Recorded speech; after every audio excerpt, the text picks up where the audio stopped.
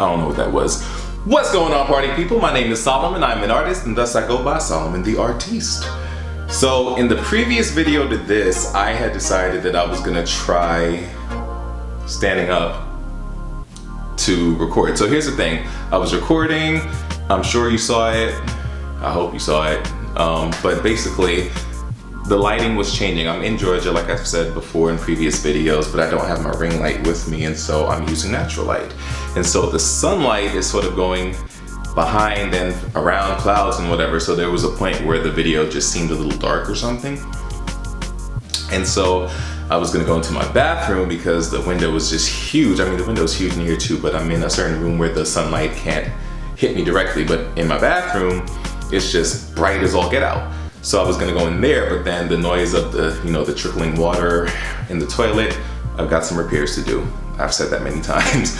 It was just too much. So I came back in here and I thought, well, let me just get closer to the window, boom, and that seems to work. However, I don't wanna stand doing this video. I don't. So, I'm gonna try staying this close to the window, but I'm gonna sit down like I was doing before.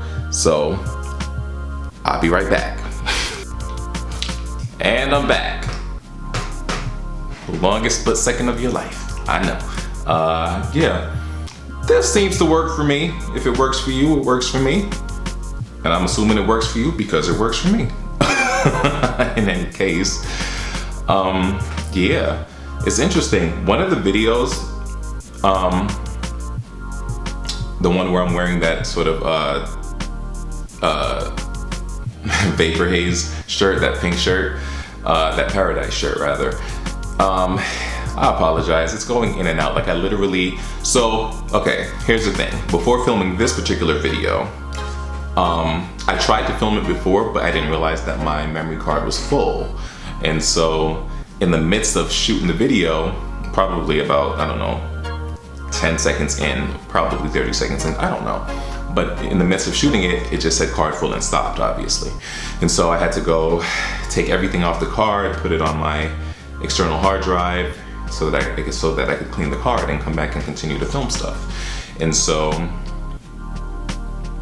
while transferring it to my external hard drive, I was just looking at some of the videos, just curious to see what happens. And I saw that the second video that I filmed while out here in the pink shirt, is suffering from some blurriness. And so I apologize. And I'm trying to decide if I should post it still or don't post it. And I think I'm gonna post it anyway because I spent time doing it. And everything is super clear. It's just that it keeps sort of going in and out of focus. But, if it bothers your eyes, you could always just turn your head and treat it like a podcast. I don't know. Who knows what you've done? You've probably watched it already at this point. This is coming out after that video. I hadn't uploaded anything yet. I won't do any of that till I get back to New York. I'm just taking advantage of having free time to do whatever I so please, as an artist right now. But yeah, I was also listening to some of my music. I'm planning to do these visuals and I have these ideas, but I'm trying to just be simplistic with these videos. I see no need to be grand. When you have the money, the backing of a major label or whatever, and you so choose to be grand, do it. I don't have that. I have a label that I am part owner of, so any money that's gonna be going into my artistic endeavors is coming out of my pocket regardless. So I am truly an independent artist and independent label owner, and it's gonna work how it works. And I've said many times, my songs tend to be very story oriented. So I don't feel like I need to do too much with a video except just give you something to look at while listening to a story, Yeah. This is nothing but water, by the way. I'm probably drinking like I got something hard in here. Not even a little bit. Yeah, so I was listening to my music though, and I started getting excited again. I haven't I've always been creative and always kept making music and doing something music related, but I hadn't felt this excited about music in a while. You know, the stuff I've got, I'm excited to finally do some visuals for that first album, even though I'm 2 years late. 2 years? Yeah, 2 years late, but better late than never. You know, you do what you can. That's the beauty of having a major independent label that I am part owner of. You know, everything is on my terms or our terms in terms of owners. You know, we don't have to drop things on a Tuesday or on a Friday like it used to be, or I don't even know if that's still the common, you know, thing to do in the industry. But regardless, the point is we do things as we so fit. And so if I couldn't do a visual until now, so be it. You know? But yeah, I mean, shoot, Lizzo, she did 2 videos for that song. What's that song called? Dun, dun, dun, dun, dun, dun. I think she had an old video that she came out with years ago when the song first came out and the song got popular again. And so yeah, the label was like, we're gonna do a new video to make up for whatever, you know, for lost time. So yeah, if she could do it, I could do it too. But yeah, but I was listening to my songs and I was just smiling. I was like, yo, this is dope. Like, these sound dope. Now I'm listening to the new songs I recorded with Matt, and I'm excited to see what happens with those, that EP, LP rather. And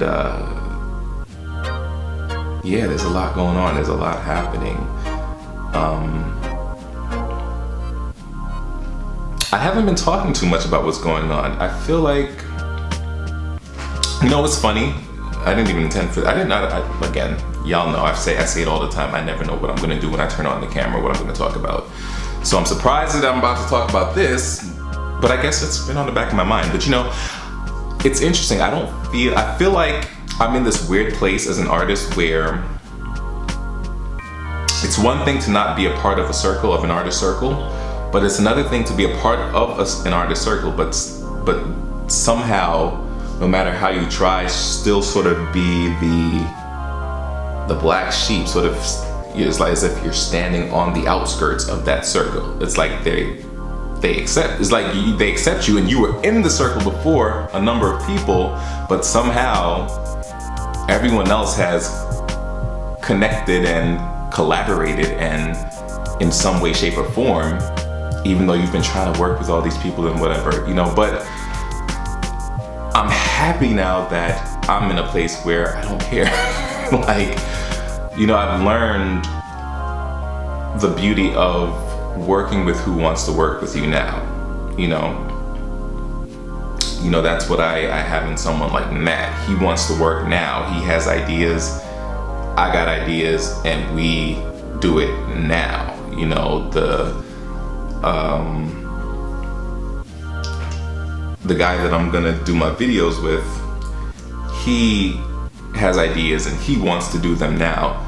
Granted, things kind of changed a little bit with that dynamic, but I'm okay with that. You know, I understand people have to grow, their business have to grow, and I personally would rather spend my money on a friend who has a business, a service that I need, as opposed to someone else, you know? Why not spend it on your friends? Why should we not help each other grow, you know? And that's why that's why I always yearn to collaborate with artists that I know personally, because why not? You know, something that we create together can be the tripping point, the major point of our careers, you know? Look at someone like, who can I think of? Look at Brandy and Monica. Like, I don't know if people realize those two women, the only Grammy that they both own is literally from the song The Boy Is Mine. That's the only Grammy that both of them own. The only Grammy that both of them have ever earned. I'm sure they've had nominations throughout their career, but The Boy Is Mine, that collaboration with each other, is the only Grammy that they both own, you know? And so sometimes you need that. And I talk about that all the time, how that's something I miss from the 90s. Like, even if artists were, it wasn't so much that artists were, what's the word that I'm looking for? Competing with each other. It was more the labels. The labels want their, so let's use Britney Spears as an example. You know, Britney came out in what, 98, I believe, with Baby One More Time, and she just exploded onto the scene. But when you look back, she came out at a time where there were no women at the forefront. Like it died out in the late 80s, early 90s. I mean, I think Madonna was definitely out, but Madonna was no spring chicken. She wasn't young. Britney came out and she was 17 years old and came out with a gimmick that just was iconic and phenomenal. You know, it was genius. And it was also unintentional, which is what made it even better. But the point is, she came out as this formula, unintentional formula, but it turned out to be a formula that just worked and stuck. And then every label began to build off of that formula. First it was Britney, then Christina came out, but she had the voice, but still Britney was selling like hotcakes. And so they said, well, you got the voice, we need you to show some more midriff and dance your butt off and outdo Britney because she don't have the voice that you got. And then came Jessica Simpson, and you know, she was out and she had a voice too, not quite a Christina voice, but she definitely had a voice that could deliver. Back then, I don't know what happened to her voice during her career. I mean, I ain't trying to be rude, but realistically, her voice, like when she came out with I Wanna Love You Forever, like she had a vocal, you know. And I guess it had to do with the label trying to, because I think she was on Columbia, the label was trying to sort of reimagine her image in respect to Britney. Again, this was their Britney, this was their 17-year-old blonde virgin, basically, and they wanted to make the Britney money for their label, you know. And then came Mandy Moore, and I'm sure there were probably more after Mandy or whatever. But the point I'm trying to make is that it was the labels that was pushing them to compete because the labels wanted that money. And that's really what it is, like what it's always been. So going back to where I'm coming from in respect to R&B, because that's where I really wanted to go, but I couldn't think of anyone in particular. Well, I guess I could have just used Brandy, Monica, and Aaliyah. You know, these were girls that were all teenage black young women singing R&B, and they weren't competing with each other, but the labels that they were on were pushing them to be, you know, the top young R&B princess and whatnot of their time. And but even with that, these were girls who were in essence friends behind the scenes. I don't know so much, excuse me, ooh, sorry y'all, I don't know if I'm gonna cut that out or not. Usually I don't, but either way, these were girls that were essentially friends behind the scenes, but on camera it was always, you know, Monica got the better riff, Brandy got the better yada yada yada, Aaliyah got the better song, da da da da da da da da da da da. And so, but either way, I'm still like going off topic. Let me just focus. My thing is that I love the idea of collaboration. In the 90s, people were always collaborating, especially collaborating when it came to the remix, you know, of a song. And yeah, they would always, like, they just collaborated. They got together and they worked together. They respected each other, you know, even if they were going up against each other trying to sell albums and dope R&B song and this and that or whatever, you know, at the end of the day, they were still appreciative and respectful of each other and still worked with each other in some way, shape, or form. That's not happening these days. Nobody really wants to collab unless it's for the sake of clout, you know? And clout was different in the 90s when I look back at it. Like, there was a time where, like, if an artist was unknown, you would have a bigger artist feature on their album. And that was a way of saying, it wasn't so much about giving this new artist clout. I mean, it was, but it was more saying, hey, you all trust me, I'm a successful artist. me getting on this track is telling you that you can trust this new artist. Like, this new artist is it. I'm giving my stamp of approval. So give him or her, you know, some love. It was that kind of thing, as opposed to just trying to gain some sort of clout. Because if you realize today, it's the other way around. The unknowns are trying to get featured on the bigger artists' tracks, which I guess it kind of works the same way. If the bigger artist is saying, you know, I let this person get on this track with me, I let them get a feature, then boom. It still kind of works the other way around too, because sometimes the bigger artist might say, I want to take this track to a whole other level, so they might like reach out to somebody who's dope at features, like say like a Nicki Minaj. Like, her features are usually way better than her own songs. Sorry, not sorry, you know? And that's just how it is, you know? But I digress. My point is, I want to work with people just because it's beautiful what you come up with when you collab with fellow artists, especially when the artists are your friends, you know? But yeah, coming back to where this all started, it's like, it's weird to be a part of this circle that you're also not a part of, you know? But again, I'm glad that I've gotten to a point where I'm comfortable in being just Solomon, the artiste. You know, if somebody wants to work with me, let's do it. And if you don't, that's okay, you know?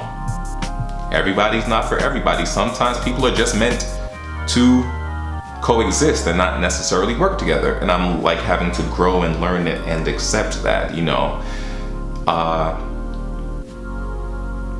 Yeah.